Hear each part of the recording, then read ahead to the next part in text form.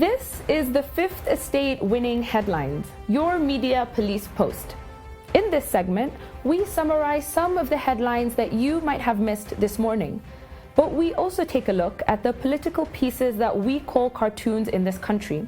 Today is the 25th of July, 2019, and I am 2J. I am JM. And I am GK, and in case you missed the headlines, here they are. In the Star, judge orders Kiamba to pay state 300 million shillings. In the Standard, more CSs face arrest as UHURU picks Ukur. And in the Daily Nation, UHURU's surprise wildcard. So we can see the Standard and the Nation are on the same page. Yep. And the Star, in typical Star fashion, has gone on a tangent. On a tangent. Completely. Yeah. What's the story here? The story here is that this man was Nairobi County Finance Chief, and now he has been found guilty for basically not being able to explain where his wealth came from. I see. So he's been ordered by the state to pay 300 million. Yeah. I don't think this deserved to be a story, a headline story. You know? Especially in the context of all that's been happening. That's happening, Precisely, that's true. precisely. I think this is just another way where the media has taken the opportunity to just pile on more pessimistic stories. You know, we've seen all to these. be fair, at least they've concluded one case. That's true, and we do keep asking that they at least give us the resolutions. So but we toss that. Either way. And we take these together. Yes, I think so.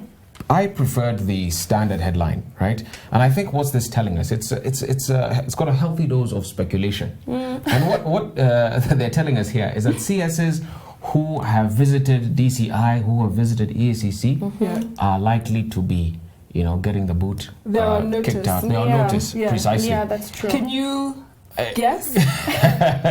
Can we make an educated guess based on who has visited DCI? Who has visited DCI recently? I know the agriculture CS, I think, has visited DCI recently. Yes. Okay. I think Munya also visited DCI recently. But let me also say that regarding these two headlines, I think the enormous levels of corruption that we've witnessed in Kenya are a result of a failure in the civil service. Agreed. And let me explain. You've got political government and you've got technical government. What do those mean? Yeah, so political government are these governors and the president that you elect every 5 years. Right? So people who... They are pegged to the administration of the day. Yes, precisely. So they have to renew their tenure every 5 years at an election. And then you've also got the technical government. Now, these are the more permanent people. They're in the civil service. They have outlived politicians. They've and they also take a long-term perspective on their career, on public service. Are these your PSs? Those are the permanent secretaries, or what we call today principal secretaries. Now, the problem is, for the last 6 years of the UHURU administration, we have had a government run by politicians and not bureaucrats. Yes. Right? And this is why then UHURU has moved to appoint a PS who, a PS now and a CS who were in the provincial administration. Right? And basically that's what we need in this country. At this point. I think it helps with efficiency. It ensures that things will get done because you're not trying to do it to appease or to please the government of the day. You're doing it for a long-term perspective. Exactly. We need some mean-looking, tough-acting bastards. Who can say no? Yes. Who can say no to ministers? Who can say no to the deputy president? Who can even say no to the president? And the political whims of politicians who come and go. Precisely. I hear you. And with that, I would still say for the Daily Nation, yesterday their headline was UHURU's headache or something along those lines, which they were very wrong about. It was incorrect speculation. And then again today they're talking about UHURU's surprise wildcard. We addressed this yesterday. UHURU, it's not a surprise, He doesn't want us to know what he's thinking and what he's going to do. He's a man with a plan. Yes, most definitely. I think on that, I think we toss the Daily Nation. We toss the Daily Nation. I think we go for this one. Yeah, so this is our winning headline is from the Standard. Fantastic. On to our political pieces that we call cartoons in this country. We have a three-part criteria that we also use to break them down. We ask ourselves, is it humorous or is it dry? Is it sarcastic or is it pessimistic? And is it effective or just plain lazy? So we start with Gado. The Gado, right? So, wow. This is a very good cartoon in my view. But unfortunately, it is one that will be underappreciated by Kenyans. You want to describe it? So let me describe it. Yeah. So basically, we have a character here that he's called Brexit Stein. And that's based on Mary Shelley's novel Frankenstein. Yeah. And the Frankenstein monster is this hideous creature that ends up eating its creator. And so what you've got here are posters of Theresa May, of Cameron, and of Boris now, right? So May and Cameron have been consumed by this Brexit Stein. Yeah. And so what Gado's asking here is, will Boris be the next victim? You know? And I think the funny thing is when you talk about Frankenstein's monster, the book, the reason that Frankenstein's monster, and a lot of the time people say that incorrectly, and I think Gado has also missed that. Yeah. Frankenstein is not the monster. It is Frankenstein's monster. And what the monster wants is to be loved. And that's what the story is talking about. He wants love and affection and attention from his creator. And so maybe that also could be what Gado is trying to say, that maybe Boris will be the 1 PM who manages to give Brexit the love that it's been lacking. It wants, right? Yeah. That's a very good point. Let's put this in the find parking Britain bay. its deal. Yes. And consider these others. Okay. So in the Star, Ozone has drawn for us the national carrier, KQ. And he has a fat man walking towards it with some buckets. And it says, renationalizing the national carrier. Let me tell you, Ozone is very good at drawing buckets. Yeah. He loves doing that. He drew buckets in reference to Safaricom. He drew buckets in reference to the betting companies. And now he's drawn buckets again for us in reference to KQ. Yeah. I think this is unimaginative and also just plain. It's plain lazy. It's so Plain boring. lazy. Although I will say, I mean, there's a lot of carriers, national carriers, that have government stakes in them. Yeah. So if, I mean... I think it's not very interesting. Right. Okay. In Finally. the Nation, Oh, yes, we yes, have yes. Fiction Dula. who's drawn Gestapo Haji in his Superman suit. And it says, before and after political will. Yeah. And in the frame above him, you can see he was being held back or being used as a puppet. And now he's grown some strength. You guys, I Absolutely. need to be honest here. Uh-huh. I don't understand this cartoon.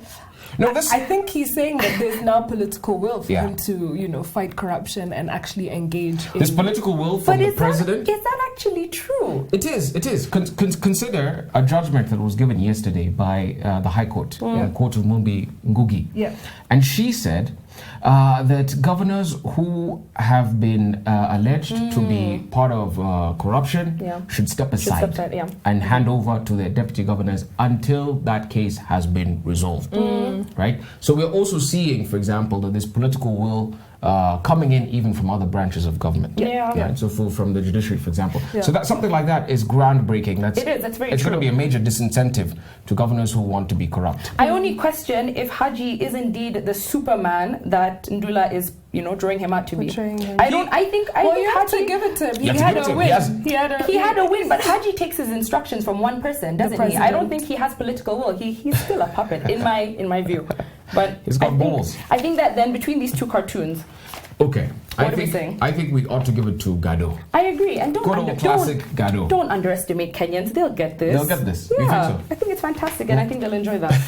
With that, Okay, All right. so winning cartoon from Gado. What is our final thought. Oh, I've lost my book. All right. And now, our final thought. Again, just as we do before we get into the books, I will just quickly go through what we have talked about thus far.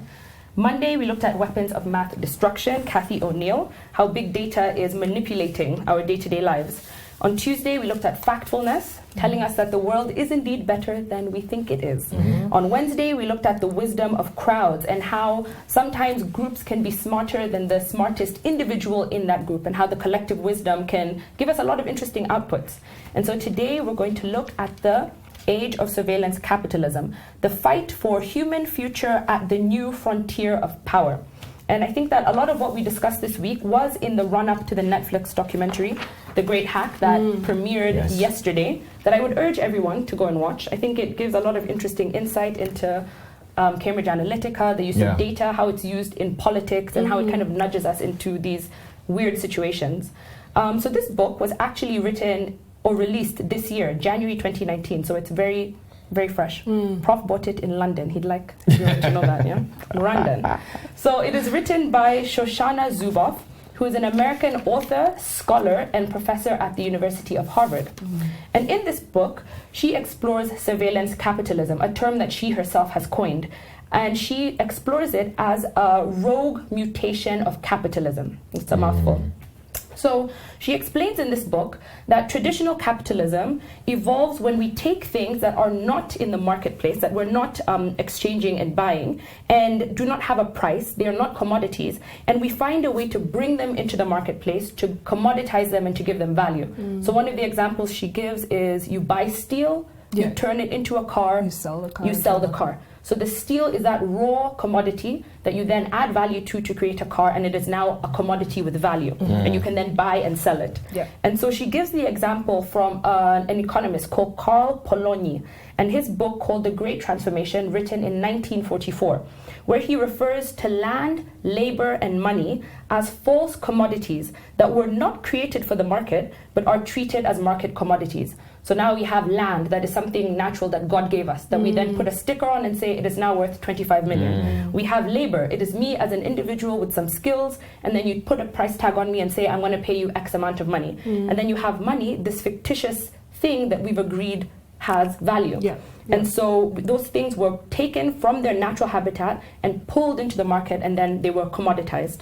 And so this experience, she says, has allowed for surveillance capitalism to take root, whereby human private experiences, what you do on your phone, on your laptop, even on your TV these days, can be dragged into the marketplace and can be called behavioral data. Then you throw some algorithms at it, and then it's now predictive data, and then it becomes a commodity of value. Valuable, precisely. And so she defines surveillance capitalism as a new economic order that claims human experiences as free raw material for hidden commercial practices of extraction, prediction, and sales. I think it's a really interesting And when I concept. was reading it, the thing that came to mind was, have you ever had a conversation and then a few minutes later or a day later, you're looking on your phone and you see an advert for that very same thing all the time. and you feel like you're being watched in some way. But what they're trying to do is that every engagement you have with the internet or some form of technology is being used to build this profile about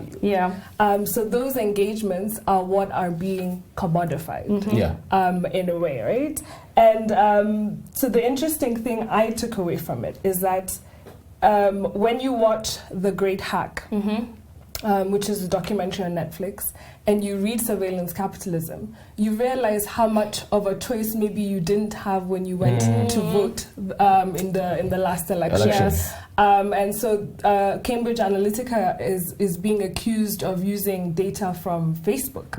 And Facebook actually just got fined $5 billion for that. right, for the breach of privacy from our accounts. And it just puts into context how much of our lives we put out there and how much we're being nudged. What was the book we did a couple of weeks ago? Nudge, and then there's someone constantly priming you to make choices. To make these choices that you think you're making, autonomously or independently.